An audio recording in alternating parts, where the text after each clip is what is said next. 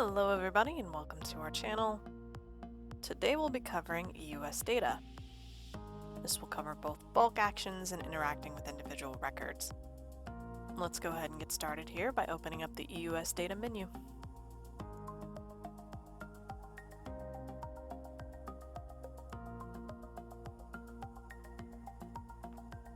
From the EUS Data list, you can choose to sort by created date or updated date. You can use the quick search feature to isolate a specific user.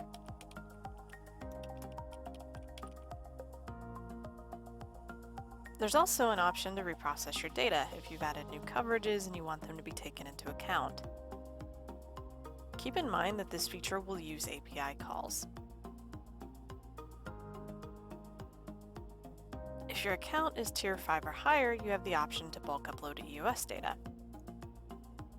Simply download the CSV template and import it once you've filled it out.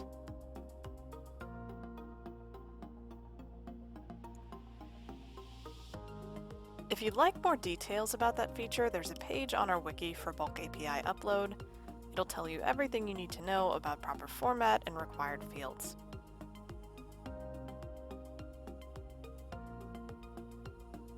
The Download EUS Data CSV button will only give you the records currently displayed.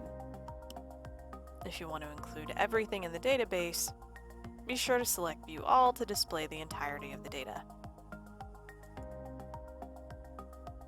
To remove a record from the database, select the ones you'd like to delete,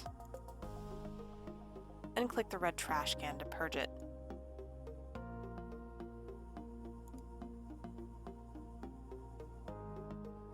Most Recent displays your most recent submissions. And the rest of this, Advanced Search, Saved Searches, and Best Tower, we'll cover in a different video.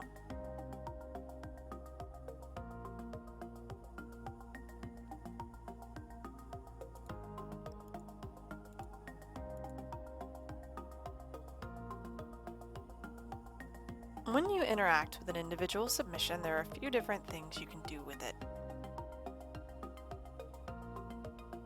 Just below the data, you'll see some path analysis results.